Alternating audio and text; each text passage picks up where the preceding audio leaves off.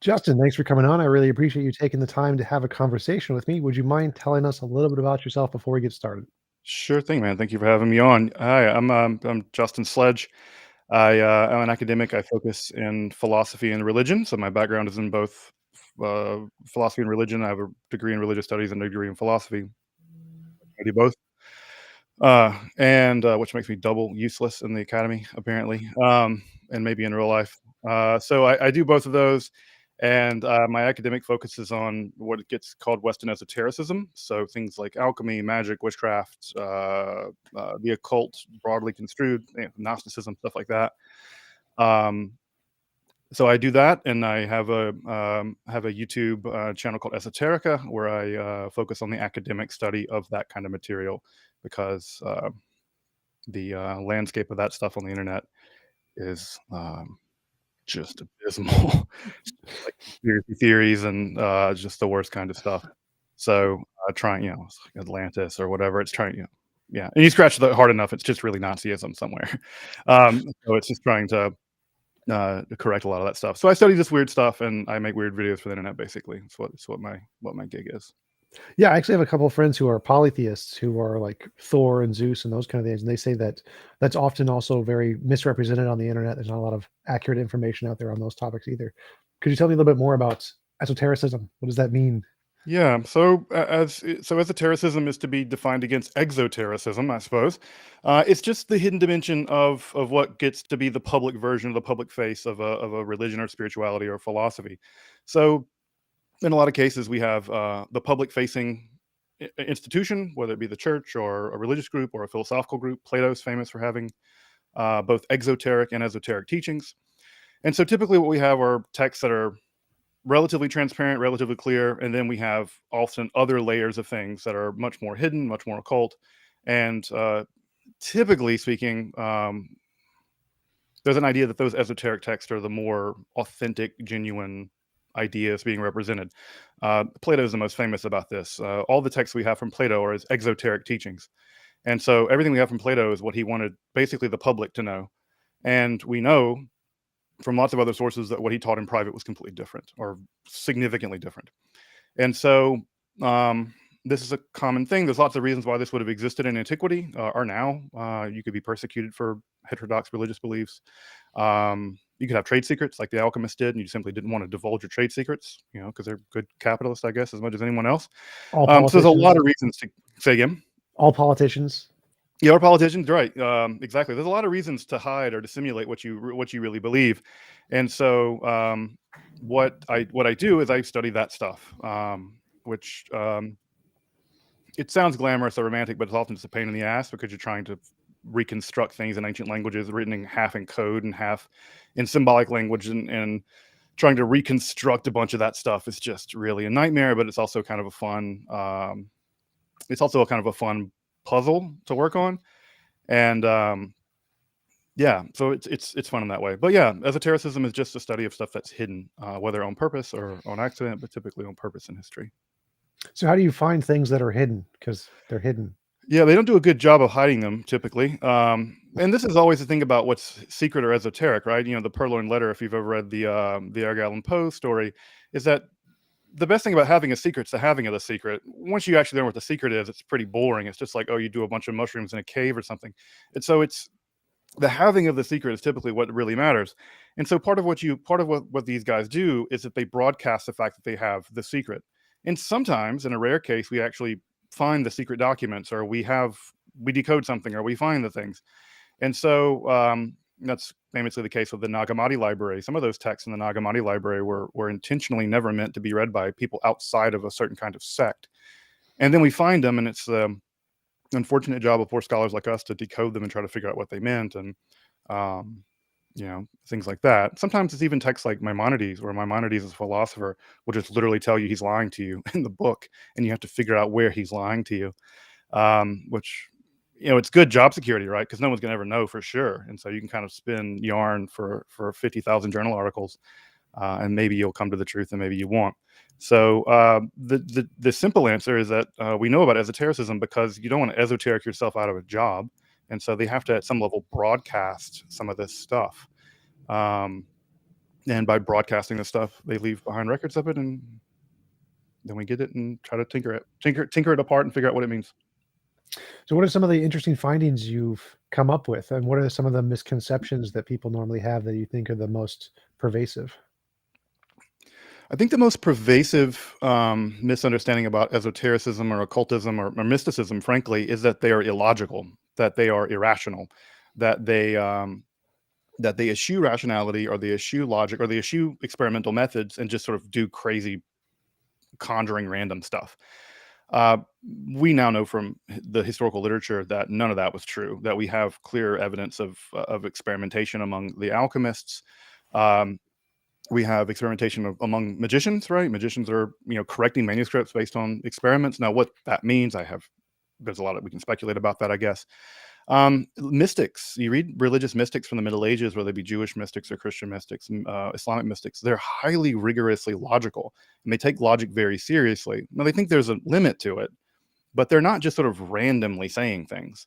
And it's often getting into that logic and getting into the way that they think that it's often shocking how rigorous they are of a certain type. And it's unsurprising that many of the early milieu that produced science as we know it, folks like Robert Boyle and Isaac Newton, they were actually in this milieu just as much as anyone else. Newton wrote a million words on alchemy and biblical prophecy. He was far more interested in that than he was in physics. Physics was like a side hustle that he wanted to solve a problem with light, and he was like, I'll figure that out on the side. But really what matters is all the alchemy stuff. So same with Boyle, same with many people. And what I think is interesting and what people often miss is it's their extreme dedication to a kind of experimental method and a kind of logic where science and sort of the empirical methods that we now take to be science are kind of a result of that, not an opposition to it, the way the Enlightenment told the story. And so the Enlightenment loves to be like, the backwards medieval people were full of superstition and stuff like that. That's not the way that went down. That's them trying to make themselves look a lot smarter than they were. And so I think that one of the big misconceptions is these kinds of juxtapositions of logic and mysticism, or rationality and irrationality, magic and things like that. It's a lot more complicated from a historical point of view. And the origins of science and the origins of modern logic are actually wrapped up in that a lot more than most scientists and most modern logicians would want to believe. Yeah, the way I see it, I think those are completely legitimate areas of investigation, kind of like how the American government did all the psychological research and trying to see if psychics were actually a real thing. I think that each of those areas, occultism and alchemy and those kind of things, were great hypotheses that you should test. It's a good thing to test these things. Mhm. And it's essentially just using the scientific method towards a hypothesis that ultimately didn't work out. Yeah, or that I think with alchemy, they just had fundamentally wrong axioms about the nature of physical reality. They thought that basically you could decompose everything back into some fundamental structure and then apply nature art to it the same way that in a mirror of nature, and then reconstitute it as a different thing because everything is fundamentally one substratum basically in their mind. And they were wrong about that.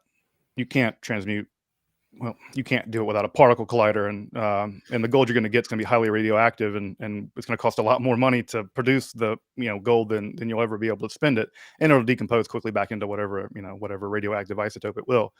So yeah, and again, for me, and this is I think what separates the way that I approach this topic than a lot of internet people, is that I'm a materialist. I'm a scientific materialist, of a certain kind. And I don't have a dog in the fight. Whether or not I don't stand to gain anything by Plato being right or wrong, or whether it being forms or occult forces in nature. Turns out there are occult forces in nature. They're just not the ones that they thought were out there. Um, but yeah, I don't have a dog in the fight, and so sometimes this makes practitioners of this stuff kind of angry, where they're I don't know what it is exactly. Maybe I know a lot about this, and because I know a lot about it and I don't believe it, and then they're coming to me to learn about it and they do believe it, there's sort of an implicit criticism, or maybe an explicit criticism of it. But yeah, I don't have, yeah, I'm sort of a very boring materialist. when it comes to this stuff. But being a very boring materialist means I'm disconnected from the truth claims made of it, and I can do it pretty dispassionately. Or I can do it passionately with the right kind of passion. I don't have to come to it needing to believe magic is real to justify why I'm doing this. I don't believe that. And although if it turned out to be real, it'd be interesting. That would be really cool. I want magic to be real. I absolutely think that would be an improvement to the world. I don't know. I'm going to Hogwarts. I'm definitely going to Hogwarts. I wouldn't want it to be real. I always tell people that if magic were real, the clearest proof of it would be the military, because you'd have the army, the navy, the Marines, and then the sorcerers. Because the DoD is going to throw money at anything that they think is going to give them a military advantage. They did, right, with the far-seeing stuff with the CIA and all that. So did the Soviets. Yeah, I mean, there'd be an army of Stranger Thing 11s out there if any of that stuff was even 1% true. They'd throw $1 billion at it, $1 trillion at it to get a sorcerer if they could. Yeah. And the fact that, ditto with people who say they can divine the future. I'm like, if you can divine the future, what are the lottery numbers? Yeah, give me the Powerball numbers, or even better, just people who have who claim to have supernatural knowledge and gnosis and stuff. I'm like, solve one major outstanding problem in mathematics, because you don't need to know how it works, because you can just divine it from the math god or whatever. And I'm like, yeah, solve the Galant's conjecture. If you can just solve that, I mean, it's an easy one, right? It's an easy one. The Galant's conjecture should be super easy to solve. Any one of these mystics who gives me a solution to the Galant's conjecture, I will happily guru out with them and take the Kool-Aid. But I think that's a dangerous route, because Ramanujan did that. He was literally given visions from the Hindu gods that gave him the answers to the mathematical problems that he solved. Yeah, well, I mean, I'm being a little facetious, but again, we have a couple hundred different outstanding problems just to randomize and begin solving those. And if you can, and again, if you have no mathematical background, that's what I would want. I'd want you to be the guy with no mathematical background, no school at all. Be me and try to solve those. So what got you into studying the occult? If as a materialist, why would you study things that you think don't necessarily correspond to reality? Well, it's, I guess, the same reason why any academic studies anything. Study the Norse gods. I don't think Thor's real or whatever. This academia studies stuff, and you got to pick something, right? No, the simple answer, I guess, is that I grew up in the '80s. I grew up with like Arthur C. Clarke's Mysterious Worlds and Leonard Nimoy's In Search of. I grew up on like Dungeons and Dragons. I still play Dungeons and Dragons. And I grew up in a world in which this stuff was, I don't know, spoon-fed to me on TV in a way that made it look plausible. These TV shows, at least for middle school person, they seem plausible enough. And I think that as I got older, I got more skeptical. I mean, I just learned more about reality and realized islands don't sink. It's just not enough proper understanding of geology. It's just not what happens to islands. And so when you learn that Atlantis is just a myth in Plato, and that's not how islands work. It's one of those things where the skepticism continued to mount, but the interest never went away. And so as I proved to be more and more skeptical, I still continued to be interested in this stuff, mostly as like a side hobby, actually, because my other interest was in, like pure metaphysics and stuff. And as it became a thing, it's just like, I want to go to Amsterdam and I want to study anyway. And I want to like learn about this stuff. And so I was like, who's going to turn down a scholarship to Amsterdam to study weird stuff for a year and then to get on your life and do whatever other weird stuff in philosophy. So I just like went to Amsterdam, which is like the only place in the world that offers an advanced degree in this stuff, and studied it. And it's a super, it's a ton of fun. And but yeah, what was great is that I was there surrounded by people who were like whatever practicing magicians, and I was like, no, I mean, I'm just here to like look at old manuscripts and stuff like that. So yeah, there's that, and then I ended up going on to do a straight philosophy degree, PhD there, and after that, the job market is what it is, and so I was like, well, let me try YouTube, and it turns out YouTube is a place to make a living, apparently, and yeah, the channel Esoteric has been doing pretty well, and it's given me opportunity to, indulge my other what you enjoy. Right. Yeah, it's fun, right? And again, like this is an intellectual hobby of mine. I'm not, it's not the kind of thing where I'm trying to summon an angel or something to tell me the future. Yeah. Be really great evidence if he did, though. That would be good. You know, if I could do that, man, I would be on YouTube. But you bet your ass, I'd be doing something else. So if I could summon an angel to tell me the future, I'd be. I would have not left New York this weekend. I'd stayed around for just 6 hours of trading and walked away a trillionaire. So what are But some of like the most interesting things you've researched or worked on recently? I think that the guy that I really study a lot is a student named Dr. John Dee. He was a mathematician, astrologer. Those are typically wrapped up together. He's a philosopher. Lived in the 16th century, primarily in England. And he, along with his medium, a dude named Edward Kelly, they contacted angels. And again, when I say this stuff, you just hear you can see the scare quotes. They contacted angels and talked to these angels pretty much nonstop for about 7 years. And in the course of that 7 years, one of the things that was really fascinating is that these angels began to speak and reveal things in a language unique to them, this language that they called Adamical or Celestial. And if it were just sort of gibberish, that'd be one thing, right? It would be just glossolalia. Glossolalia is really easily recognized, but the language that these angels began to speak in has syntax, grammar, vocabulary. It's genuinely, it's historically anomalous. And yeah, that's the thing I find. It's one of the things I went to Amsterdam basically to study just that, just to kind of get a good scientific explanation for what in the hell happened, because it's very difficult. It'd be one thing to invent a language. Tolkien did that, right? It's another thing to invent a language on the fly in the dark with no notes, speaking the language backwards in a reverse order. That's a weird feat. And this guy, Edward Kelly, was a con man, and he wasn't educated. He wasn't super educated. He wasn't somebody whose memory seems to be phenomenal. He doesn't have like an eidetic memory or whatever. So it's just conspicuously weird. And it's one of those things where as a person who's a non-believer in this stuff, that's the kind of trump card that people want to throw down and say, look, how do you explain the Enochian sessions? That's so weird.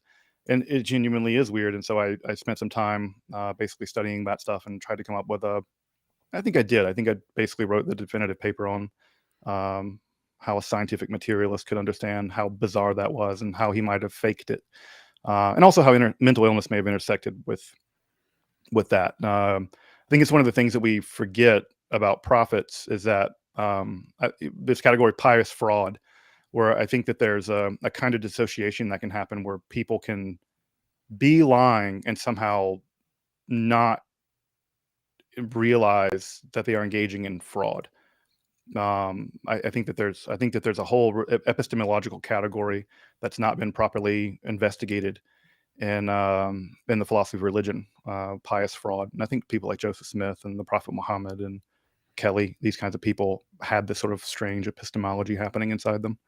And so it's weird. I mean, it's a language. You could write, tools written like song lyrics in it.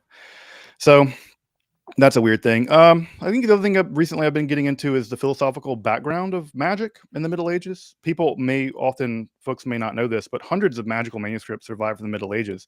We think of the Middle Ages as like there's burning books left and right, and the Inquisition's killing everybody. And the Inquisition did kill they turned over people to the civil authorities to kill them.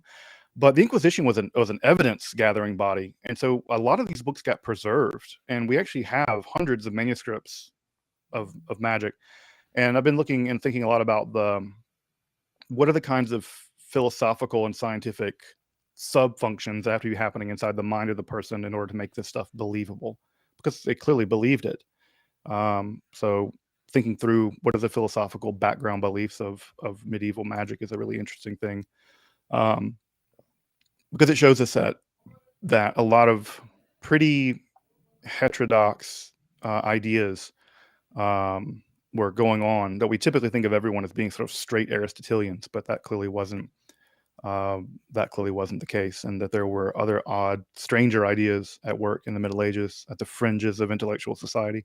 So it's always neat stuff to be looking at. And again, it's at the frayed edges of that kind of thinking, especially in the Renaissance, where it really see the pushings towards secularism and modernity. So it's out of that world of the occult that a lot of modernism really emerges. So that's a really interesting it's an interesting avenue of research, I think.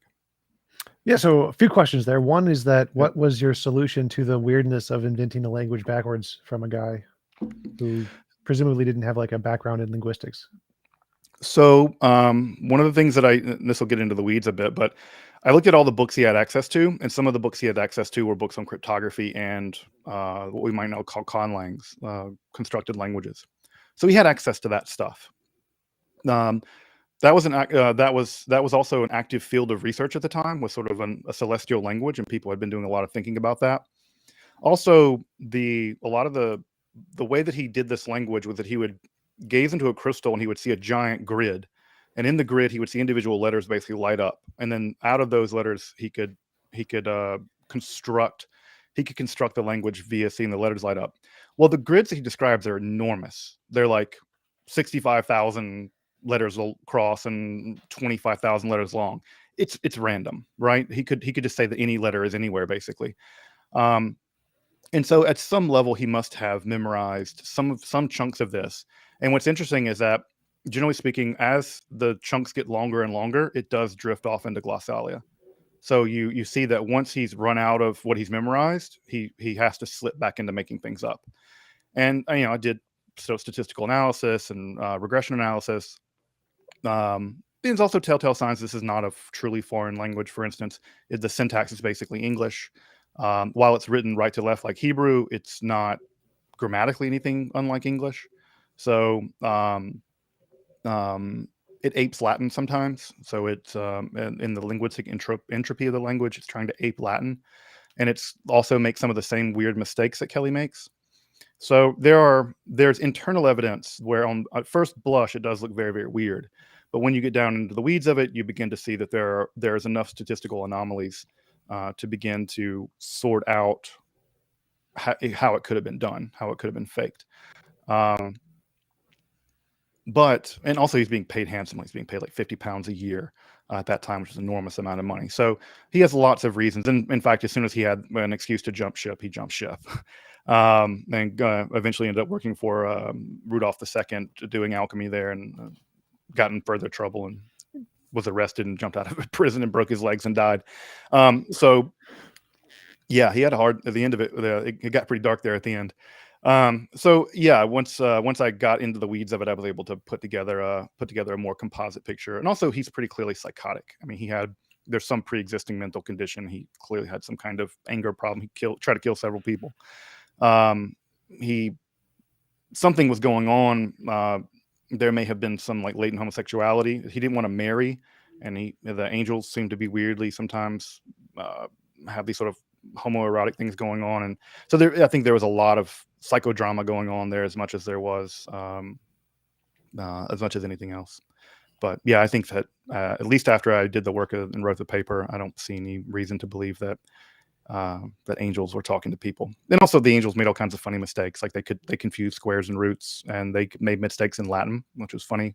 I don't know anything about angels, or what I do know about angels, I don't think they're going to make basic mathematical errors.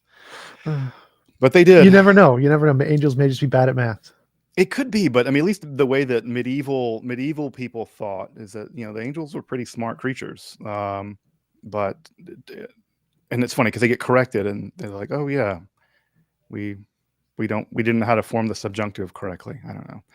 So not the kind of mistake I think an angel would make, but the kind of mistake a 16th century mentally ill con man might make. Yeah, you mentioned the mental illness. Do you see that as really common in the study of the occult and magic and religion? Because I remember watching a presentation by Robert Sapolsky, the Stanford professor, who said one of the hypotheses for the origin of religion was schizophrenics who had lots of confidence and vigor and had these visions, and that was able to motivate people to follow them, essentially. Could be. I mean, I'm not a psychologist, so I'm pretty slow to apply modern psychiatric terms, which seem to change every 10 years, basically, to medieval people. I do think that the way we think about what gets constitutive of a mental illness has certainly changed in the past couple hundred years with the rise of capitalism and the way that we think about productivity, like a much narrow window of what productivity is. And if you're not capable of engaging in that kind of productivity, you get pushed to the margins of society in some ways. I think that has gotten a lot narrower in the past few centuries. And I think that mentally ill people, there were categories they could fit into, like prophet or shaman or something, that would have been much more accepted back then, or mentally possessed, or demonically possessed, that they could have fit into and function in society, maybe even be high functioning members of society. What I would suspect, though, is I look at someone like the Prophet Muhammad. He was an incredibly good organizer. He was an incredibly good speaker. He was, he was just able to motivate people in a big way, and also hold organizations together, and like, he taught himself basically become a military strategist. Most mentally ill people hearing visions aren't so great at consistency. And look at Jesus. He doesn't seem all that bonkers to me. Like, he just seems like kind of an apocalyptic prophet of that time. There were 50 guys like him. Muhammad doesn't seem, he hears something, but he doesn't seem like, doesn't seem that out of it. The Buddha doesn't seem that out of it to me. So it's like a pretty rational guy, all things told. So I don't know. I think that maybe, but I guess when I think about the little encounters I've had, I guess, with schizophrenic people, I can't imagine the kind of consistency you would need to pull that off. I think you'd need a lot more. You would need a lot more stability, I think, than folks who I've experienced suffering from, acute psychotic episodes or delusional disorder or something. Yeah, like Jesus doesn't seem terribly delusional or paranoid. Neither does Muhammad. So I don't know. That I don't think it's a great hypothesis. I think religion's too complicated to be reducible to any one hypothesis. Of course, mental illness is going to be part of that question, but I don't think there's not going to be a simple reduction there, I don't think. You mentioned lying but not fraud. What exactly do you mean by that? Like, is that different from like believing you're true and saying something, or is it like they know they're wrong but they don't know it's fraud? Yeah, and this is something I want to think about more. This is a category called pious fraud, where there's a tendency among certain religious people to invent things that they must know aren't true, but they continue to defend them as if they were.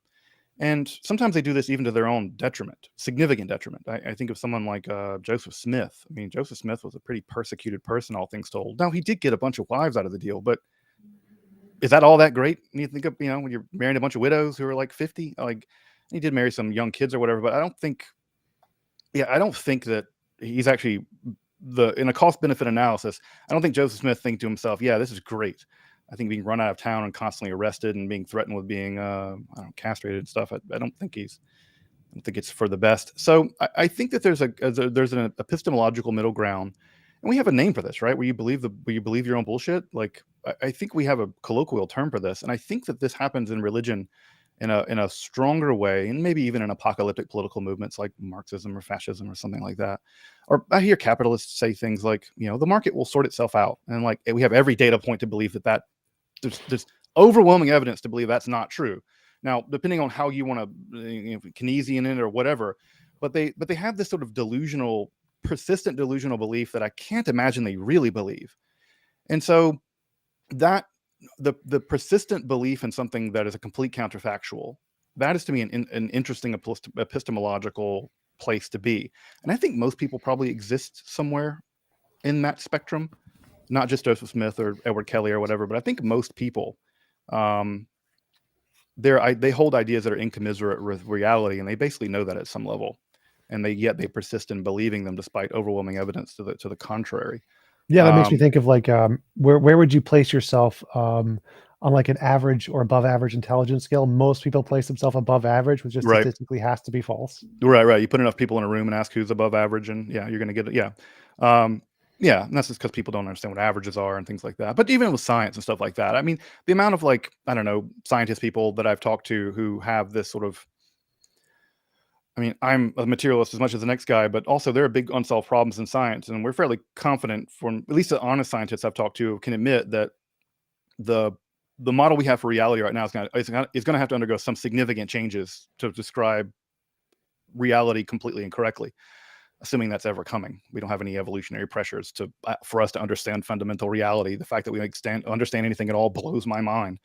But But I've met people, scientists, people who are just absolutely arrogant about the idea that they have basically everything buttoned up, and I'm like, what world do you have things buttoned up in? Like, we're onto something. There's no doubt about that.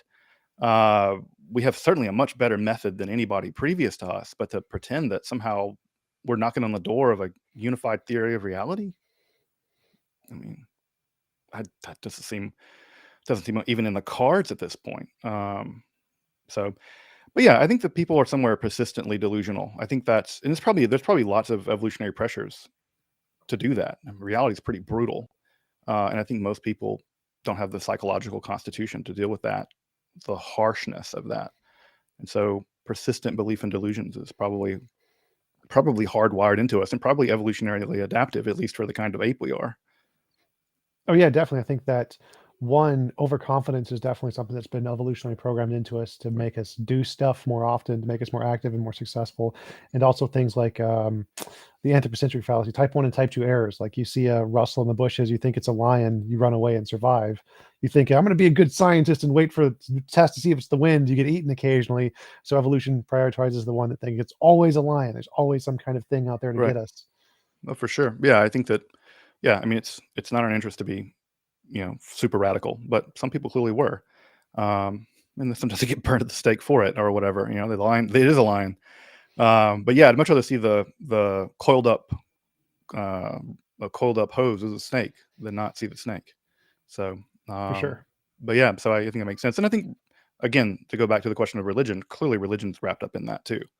That having some kind of cohesive view of reality that binds communities together in similar beliefs and gives them a reason to go to do or not to do X, Y, and Z. I think that's evolutionarily adaptive. I think it's not terribly adaptive when you scale up and get atomic weapons. Yeah, I think that's Uh, actually one of the things the atheist community is missing. The level of community that's gained from the church establishments is actually really beneficial and something that we don't really have in the secular areas. yeah, and and you can probably tell, and I can see in the chat that everyone's sort of guessing at why in the hell I look the way that I do, right? They're like, how's he a materialist and also a Jew? Like, well, I can be, you don't know all these like hippy dippy people who are spiritual but not religious. I'm the opposite of that. I'm I see the value in my religion, and I see the value in my culture, and I'm all about embracing that. But that also means that I'm not. That doesn't mean I'm gonna also associate all that with a bunch of beliefs in sky dudes and stuff. Um, Again, modernity means that we at some level have to pick and choose, and we've always been picking and choosing, and so that's just how I view that, which pisses off the scientific people, or pisses off the people who hate religion, and also pisses off the religious people. Yeah, the center ground. People on the center on the fence are hated by both the left and the right in politics and everything else. Yeah, I mean, I have wherever I stand in politics as well, but yeah, I think that simplistic, one size fits all, dogmatic stuff. I don't know whether it's politics or religion. It's not only wrong; it's also boring. So For sure. Yeah, I'm definitely a fan of there are good things in religion that we should definitely learn from and adopt. What are some of the good things in the mysticism and other occultism that you've studied that are helped benefit the scientific method and that we could learn from? it's an interesting question because I'm not being an occultist or a mystic myself. It's hard for me to speak for them. But what I can say is that as a person who is a materialist who interacts with basically non-materialist stuff constantly, whether it's people or texts, I think one of the things that I see secular people often bereft of, and I use bereft in the sense of in exactly that the sense of that word, is a sense of awe. I think that awe is something that the occult community has tapped into, because for them, and for them speaking mostly historically here, the world is really populated by very strange things all the time, and that the way that they approach the world is a extraordinarily awesome, right? Or all full of Awe-inspiring? awe. Yeah, all inspired. Um, they live in a world in which that's just a constant part of their reality. And then I think one of the unfortunate side effects of some kind of materialisms is a kind of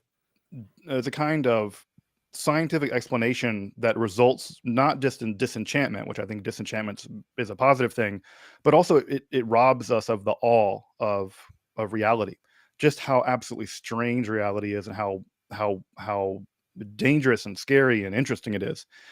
So I think that's one of the things I come away with, that when I go into, I don't know, when I got to Houston to visit my brother, I got to go see the Saturn V rocket. And I will say that, like, of one of the two kinds of times that I've, or a few times I felt like extreme awe, was that in like St. Peter's Basilica or something, right? It's just this very awe-inspiring place. And ditto, right? When I read these guys, and they're constantly talking about the experience of the divine, and the experience of God, and the experience of, the fright they experience of these supernatural creatures. I think awe is a thing that that the occult gets right, but I think that there are better ways of accessing awe that are more grounded in reality, as we understand it now, at least. What are the differences there? Why are there like so many scientific views that lose that sense of awe, and what is it that is different about the occult views that are able to retain it? Um, I think that it's hard for me to say why exactly it gets lost in science, and it's not always the case, right? I don't think Carl Sagan lost it. I think that many scientists have it. I think the scientific attitude can be one. It can be very deflationary. I mean, I'm thinking of like Reddit scientist guys who just like are there to, steal everybody's thunder and nothing really matters. It's sort of a nihilistic, let's go trigger the religious people. That kind. I think that's just an infantile attitude. And I think that it leads to a very nihilistic place where it's about disproving what other people believe, and ultimately what comes out of that is a kind of but again, being bereft of anything awe-inspiring. The part of the reason why I'm skeptical of it from the occult camp is just because I think it's a false awe. I think that they're dealing with pre-modern ideas that we now know are wrong, and emotions don't care about the truth at the end of the day, and or facts, I suppose. And I think that cultivating a sense of awe based on a worldview that we know is basically fundamentally wrong um, is intellectually dishonest and dangerous at the end of the day. Um, so I think it has to do with one's comportment toward these facts and toward these realities. And again, I agree with Aristotle, right? Philosophy begins in awe. And I really like the idea that philosophy begins in awe.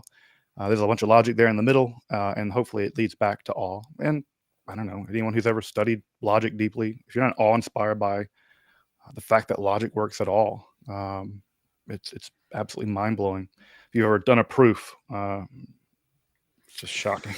Yeah, you Well, prove I was bereft of awe when reading Gotthelescher Bach. My mind was just like, I need sleep now.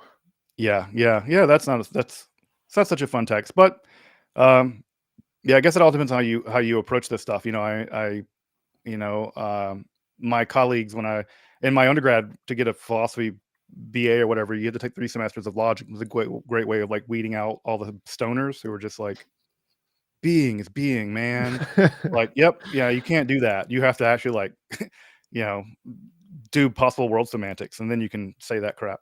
So it was a great reader class, but I have to say that my other philosophy comrades did not find awe in, Gödel's incompleteness theorem, or in watching. I remember like the breathtaking moment of watching Russell and those guys show addition. Was basically, at least addition could be shown to be reducible to modern logic. I don't know. I find that terribly awe-inspiring. I think Yeah, the first time that when Russell's paradox comes along and says it's not, it can't be done anyway. Shut up. it can be done. It just can't be done consistently, completely. So you got to pick a team, I guess. You can pick consistentness or completeness, and I'm going to go with team consistency all day long. I don't need logic to be complete. It doesn't have to tell me about it doesn't have to govern all propositions, and all propositions in all possible worlds. But I do need it to govern the ones that it can consistently. And I'm certainly on team consistency there. And of course, that's me picking an axiom, and I'm picking it out of the air. But I don't care at the end of the day. I'm not like whatever reason that does not fill me with existential dread the way that it does some of the logicians. Yeah. So about the awe thing, like I think that everyone has individual desires and needs, and so they're find awe in very different places. And so I can understand why some people would find awe in the occult and not so in science. And it seems like the proportion of people who find awe in things, it's disproportionately the case that in mysticism and religion, it's easier for them to find awe than it is for the materialists and the scientists. Do you know why? Have you experienced that, and do you know why that is the case? Is that true? I mean, how many people just sit in a church pew and it's just, they're just in a pew for 50 years and then they put them in a box at the front of the church. They never have that moment of awe or rarely have it. So, one, I don't know that it's more consistently found among religious people. I think mystics are a pretty self-selecting group. So that's, the fact that mystics are encountering all more frequently probably is it's probably at some level in Survivor tautological. bias. Yeah, I think it's just tautological probably at some level. Um, I guess also, and this is where I would probably drift into more uncomfortable ground in some ways, is that I would also admit of an important category of the non-rational. I think that the category of the non-rational is one of these, again, where we're either rational or irrational, and the non-rational just doesn't count for anything among some logicians, some philosophers, analytic philosophers, maybe positivists. Um, and I would say that um, and this is also true of art. I think the experience of art is basically non-rational, and it is also a domain where awe is a big part of that process. And I think Kant in the Third Critique and Schopenhauer gets this really right. Um, and I think that there's a huge intersection of aesthetics and religion, and I think because of that substantial overlap of aesthetics and religion, that experience of awe is, insofar as it is more prevalent, it is more prevalent. I think, at least in some significant part, because of that. Scientists Scientists don't and shouldn't aim for aesthetics. I think that's one of the big critiques of Sabine Hossenfelder, that she's claimed basically that a philosophical commitment to aesthetics has led physics off the rails for 40 years. That may be true. I don't know if it is. I don't know the math well enough, but I trust her. She seems to be onto something. So I think that's the thing, right? Is that that lacking that aesthetic component, I think a materialist worldview can be pretty Spartan. Um, and at some level, to me, it doesn't. People are like, it's just chemicals in your brain, right? And that's this sort of very gross materialism. And at some level, again, that can be true. And those chemicals in the brain are giving me an experience of art or music or mystical awe or whatever. But again, I think attaching those to worldviews that are fundamentally shown to be false, not a healthy. I don't think that's a recipe for success. Yeah, I've always found that really interesting because my question when I debate theists often is, why would love be any less real if it was created by matter versus created by soul stuff? So matter stuff, love, and soul stuff, love seems to be love either way. Why does the fact that it's made of something we understand diminish its value? And it seems to go back to like what you said earlier about secrets. Having a secret seems to like add some value, some interest to your work, whereas being able to understand it seems to just inherently diminish it for humans for some reason. Yeah. Yeah. I mean, I think, again, I go like the purloined letter, right? In Edgar Allan Poe, is that the having of the secret, that there is value added there. And also, the part of also what I do really distrust about this mysticism, occultism stuff is how deeply like authoritarian and anti-democratic it is, right? There's a I have the secret and you don't, and I'm going to hold it from you, and that gives me power over you. That stuff creeps me out. Like it's just like creepy, you know. I mean, there's a reason why some of this stuff drifts into like the far right. The amount of like alt right and far right people that get sucked into the amount of occulty people and the Nazis and stuff and all that. There's a reason why I think that happens. I don't think it's an accident. But when you have a dedication to hiding things for power, that impulse is a concerning impulse for me. I think it's fundamentally an anti-scientific impulse. But I think that to go back to your question, why is it that I think that materialist people lose it? Again, I think it has to do with the fact that it's a kind of it's a materialism that's fundamentally an anti-spiritualism, and I think that if you're going to have materialism that doesn't have a positive program behind it for building community, for building some theory of aesthetics, for having some rigorous philosophical analysis of higher order goods, it's a pretty lonely, Spartan place to be intellectually and emotionally even. And so I would want to be in that place. So can you tell me more about like different cultures and governments who have studied occultism and mysticism? Like what is where did a lot of this come from? Well, typically they're not coming from government sectors, although certain governments have in the past experimented with some of this stuff. I mean, the U.S. government, CIA, experimented with remote viewing and stuff. Although I would put that more in the parapsychological camp than straightforward esotericism, because the parapsychologists are, to their credit, are actually trying to apply the scientific method to this stuff and show that there's some reason to believe that it's I think true is not the right word. I think what they would say, and when I've talked to parapsychologists, what they would say is there's statistically significant findings in the data that should push us to more research, which I agree with. That's true. There are, there are statistically, when you have data that's a standard deviation out, you got to dig into that. So they should be digging into that stuff more. I think it could just be noise, but I'm not that convinced that people can really see cards if they can't. I don't know.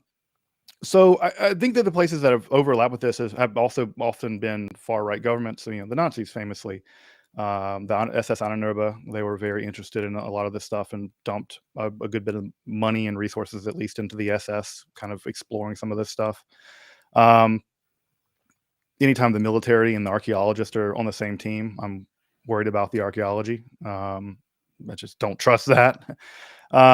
So that's a place. But typically, I think an interesting place in our history, I guess, speaking for us USian people, is the intersection between Freemasonry and democratic values. The Illuminati, famously. People often forget that the Rosicrucians, the Freemasons, and the Illuminati were real organizations, and they were organizations basically interested in the light of reason and building liberal societies in which people had fundamental rights to think what they wanted. And so Freemasonry, which does have sort of esoteric aspects to it, the Illuminati and the Rosicrucians were big parts of all that stuff. And again, that's just part of our history that when it does get told, it also gets told in this crazy conspiratorial way that there are secret Freemason lizard people that controlled the world and they founded America or whatever, as opposed to, no, the Illuminati really did exist for like 3 years and they were suppressed because they were all about individual rights and reason, which... I don't know. For some reason, that sort of makes the occultist angry because it's not about the super secret sauce. But it also makes the conspiracy theory people angry because there's not lizard people controlling the world in the end. So I like to explore that stuff from a historical point of view. Freemasons and the Illuminati have any occult grounding or any interest in those kind of fields? I mean, the less the Illuminati, they certainly didn't seem to have much. Certain forms of Freemasonry, there are many different schools of Freemasonry. Some tend to be much more on the light of reason side, and some tend to be much more on the occultism side. French Freemasonry and then the Scottish Freemasonry that comes out of that was more occulty. But yeah, there was the idea of that secretness and initiation were part of a vetting process of letting people in so you didn't get, crazies or whatever. And again, George Washington, all those guys were Freemasons. But also deists of a certain kind, probably. I mean, I love that story of George Washington when he inconsistently went to church during the war, right? I'm sure you heard the story, right? And I was asked by the parish priest or whatever to come consistently to be a good example to his men during the war, so he quit going. Or Thomas Jefferson cutting the Bible up to get a miracle-free version of the life and moral teachings of Jesus of Nazareth. I always like to think what would happen if that happened now, if someone found a Biden Bible or Trump Bible or Obama Bible, the Obama Quran or the Obama New Testament, where they just sliced and diced it to get the version they wanted. I bet people would just literally explode if they found that out. But I'm like, in many ways, those guys were a lot more intellectually progressive. And anyways, in some forms of society were even more intellectually progressive than they are now in a lot of ways. That's what people do anyway. They just don't. They just ignore certain parts. Like that part it's figurative. No, right, yeah, of course, and yeah, but they don't take a literal razor and cut and paste the way Jefferson did. Which I always tell people, you should always get this in the Smithsonian. You can go see it, and it's fantastic. It's a testament to his genius. So it's in English, French, Greek, Hebrew. Like, he's a smart guy. I don't know. I just love that stuff. I teach it when I teach the history of American political philosophy, because it's just such a, again, the idea that we're a Christian nation. Like, what kind of weird Christianity were these guys up to? Yeah, Treaty of Tripoli. We are definitely not. Our nation is in no way founded on the Christian religion. Something like that. Yeah, I mean, and if it were, and I think it was to some degree, but it's an intellectually unrecognizable Christianity than I think what passes now. Could you tell me more about what are some famous examples of occultism? What are some things that people would recognize from the past? And is there like a barrier of some things that aren't occultism? Like, would the Native American cultures be considered occultism? Where's the line between what counts as occultism or mysticism and not? Yeah, this is an active debate in the study of occultism, right? Where do we draw the line? For instance, is astrology occultism? Because we consider astrology sort of occulty now, but it was taught in universities in the Middle Ages.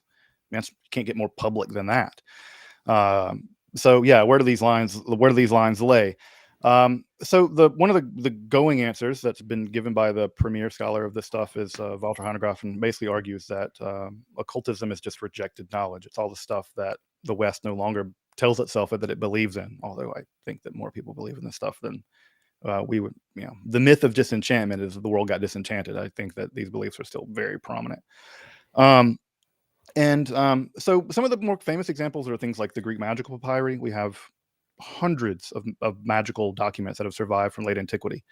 I would dare say that we have probably as much esoteric documents that have survived from late antiquity as mathematical documents in many ways.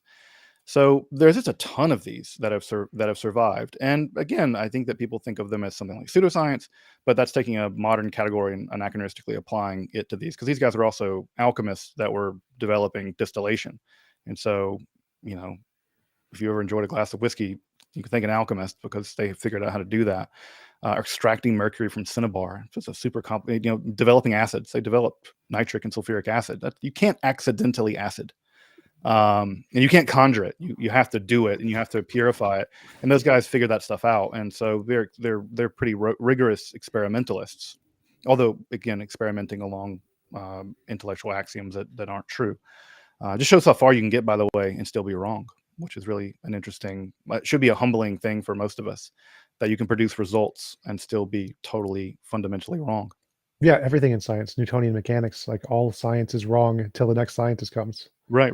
Yeah, it's just a collection of provisional hypotheses, and they're provisional, until better data. You get better data. So, the Alchemists, I think, are folks that are pretty famous. I mean, if anyone's ever seen, a horror movie or watched Dungeons and Dragons, circles with weird characters, that stuff really existed. We have hundreds of manuscripts of that kind of stuff. It's called the Keys of Solomon. Dozens of magical books survive from antiquity. We have a ton of these books that survive from antiquity in the Middle Ages. But yeah, there's pretty famous alchemists like Nicholas Flamel, Paracelsus.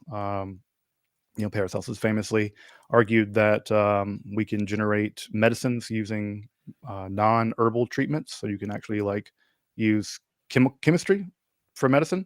So he founded modern pharmacopoeia. Although I would not want to take any of his medicines. Contains mercury and stuff. So what we have, right, is this: we have a bunch of these people along the way. People like Giordano Bruno, who argued for the first time that the stars were actually suns around which planets circled. And so there's guys that are really just, again, a weird intersection of all this stuff. And that you're asking how many of these people are well known now? Well, not many. They've been relegated to the gutter of history for lots of reasons. But what's interesting about the field that I study is that when you scratch the surface a little bit, you realize that all the people you thought were the founding fathers of science or whatever are knee deep in this stuff. And many of the people you've never heard of were instrumental in the process of developing modernity as we know it. And people who were otherwise materialist are also weirdly committed to this stuff. I think my famous example of this is Hobbes. There's no more materialist than Hobbes in the 17th century. I mean, he just literally says that the heart is like a spring and stuff like that in the first book of Leviathan. And yet he argued for the persecution of witches. He said that they are not real, that there is no such thing as witchcraft, doesn't exist. They can't do it, blah, blah, blah, blah, blah. And yet he argued for the persecution of witches. He was part of this delusional conspiracy theory that had between 40 and 60,000 women killed with basically no evidence or virtually no evidence. And certainly there were witchcraft as described in inquisitional manuals never existed. So it's also interesting to think of the kind of people that we think of as heralding modern progressive values like Hobbes were also hamstrung in many ways intellectually by this kind of material. Do you think there's a difference between doing occultism back then and doing it now? Because my interpretation is that doing occultism back then, like you mentioned, was the alchemists doing all kinds of things, and many things worked, like making alcohols and acids, and many things they didn't know if it worked or not, so they're just trying as much as they can, just like scientists do today. We have no idea what's going to happen when we smash particles together in the Large Hadron Collider, but in the future, like, we can think that, oh, the WIMP particle, that's occultism, because that's something they thought in the past and they were trying, it was just completely wrong. But at the time, it was completely rational because it was just one of the best hypotheses we had. And that seems like what occultism was in the past. It was just another rational thing to try at the time that ended up being wrong. And it became occultism because today we essentially believe with pretty rigorous evidence that it doesn't work. And so today, people who do it would fit into more the irrational category. But back then, it was just science. Yeah, this can get us into a difficult domain with the sort of thinking about how knowledge gets transferred and what is legitimate knowledge and what isn't. I guess I can say from my perspective is that I don't understand, and I've yet to comprehend exactly how a modern or contemporary person can read I don't know, the sort of Summa of Occultism, which is a book called Cornelius Agrippa's Three Books of Occult Philosophy. That's the statement of basically how magic and all this occult stuff is supposed to work. It's the definitive document written in 1533, and it basically underwrites uh, uh, basically all of Western magic, the practice of Western magic, which is interesting because it isn't really systematized until 1533, which is still knocking on the door of modernity in many ways. I don't understand how a modern contemporary person who's committed to a scientific worldview or even accepts the findings of the scientific worldview can find that compelling, because it's like a geocentric text. I mean, it's like the fundamental idea of what stars are is wrong, like just geocentric. So and also I think many medieval people didn't know there were competing versions of these manuscripts where these demonic names and seals are different from each other. And it seems to me that if now we think of language now as basically being arbitrary, right? Since Ferdinand Saussure, we think, look, the relationship of sign and signifier is arbitrary. Medieval and ancient people did not think that. They thought there was an ontological relationship between sign and signifier, and that's how, at least in part, magic worked. Was that if you manipulated the sign, you could the signifier, you could manipulate the sign, and you could that had an ontological impact. If I said abracadabra, and things might happen, and if it's the case that we have, I don't know, 250 of these manuscripts, and they all allegedly are telling us how to use demons to find buried treasure, which is one of my favorite things from these books, by the way, is just spells for finding buried treasure. Because that did happen frequently enough that people wanted it to happen more. I mean, the Romans had no banks. And so if you were a soldier living in Germany, you went off to battle, you buried your money. And if you didn't come back, well, that money stayed buried until Olaf found it, 6 centuries later. And his life got a lot better, or a lot worse, I guess, depending on what could have happened. But so this is a situation, right, where the world that they lived in just they didn't understand it, and certainly we understand it better now. So it seems perplexing to me that you could have a situation where there are 147 of these manuals. How do you pick one? Do you pick the one that Aleister Crowley, the famous famous magician or whatever in the 1920s, picked just because he picked it? Is that the one that you pick, or do you pick, and half of these aren't published and many of them aren't translated? Which one of these works? How, and what is the evidentiary system by which you would evaluate which is the correct seal for what demon and what's the correct incantation? Because it seems to me that if you get this stuff wrong, it doesn't work. And of course, that's always the case that, that I'm sure that's really benefited the people who sold them it, because you could always say, well, you didn't do it right. That's why you didn't find the treasure or whatever. But it seems difficult for me from a scientific or evidentiary point of view when I look at modern contemporary magic to understand what's supposed to be going on there. Now, the big shift that's happened in modernity, right, is the rise of psychology. And what's happened is a lot of the magical categories have been psychologized. So magic has become largely a self-help system for determining your true will or the point of life, or it's not actually for finding buried treasure, which I find terribly disappointing, because I would love to use magic to find buried treasure. But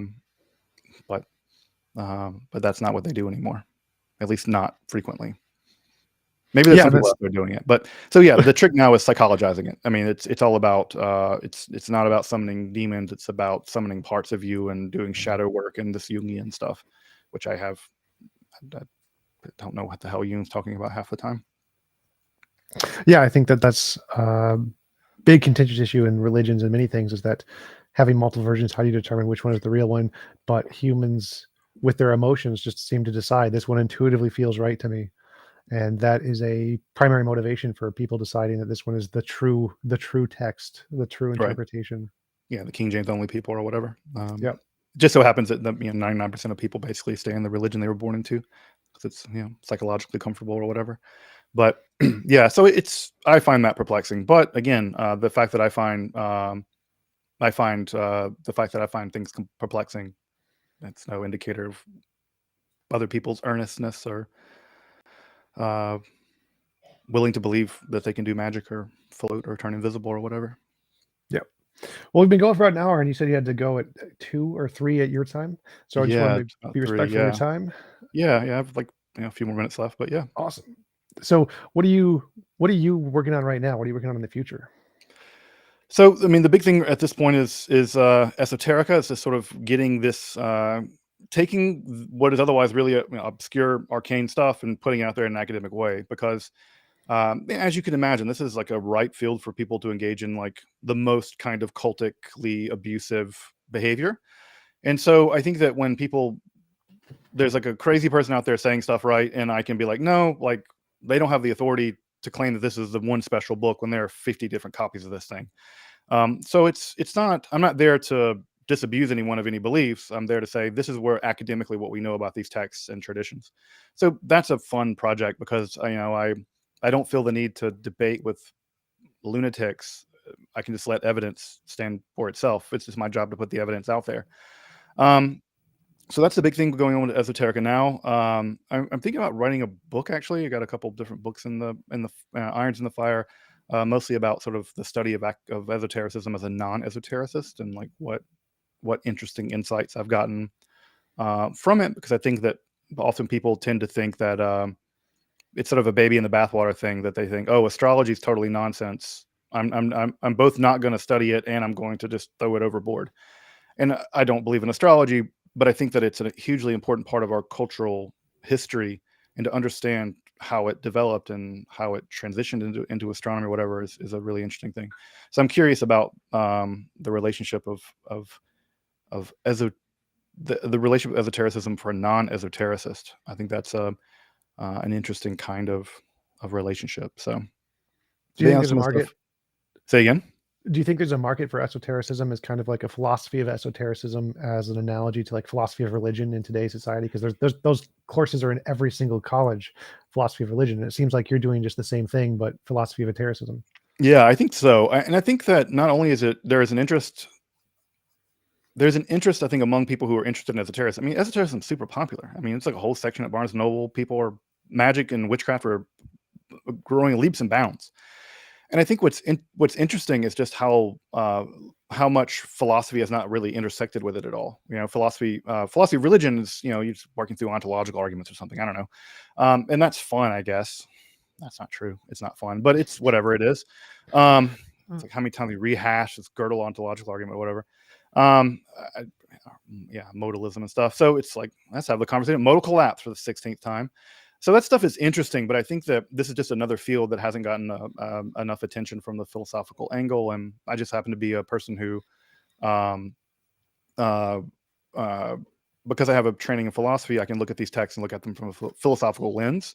And I think that many people who are practitioners of this stuff would benefit from having a philosophical analysis of it. Not because I'm trying to disabuse them of their beliefs. I'm not trying to go in and be like, let me tear down your belief systems, but to say, like, let's take an honest accounting, a philosophical accounting of how this was all supposed to work.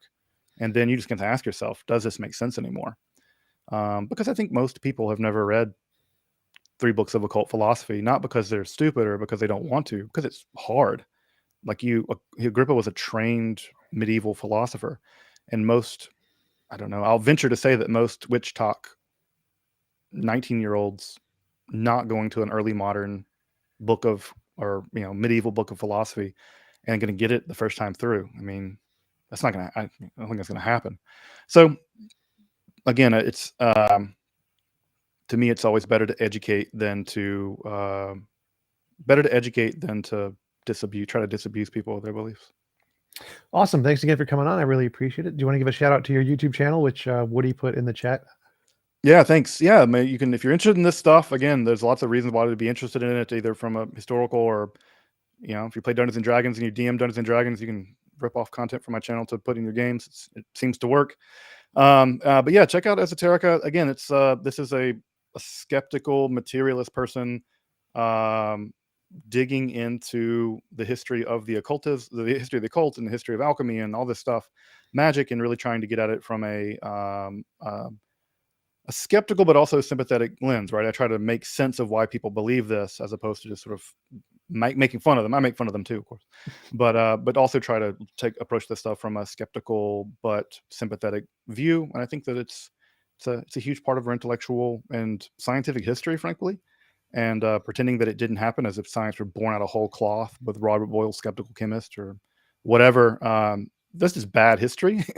And knowing a bit more about how these things developed and how these ideas germinate and changes, it's just part of intellectual history. So it's worth studying just for that.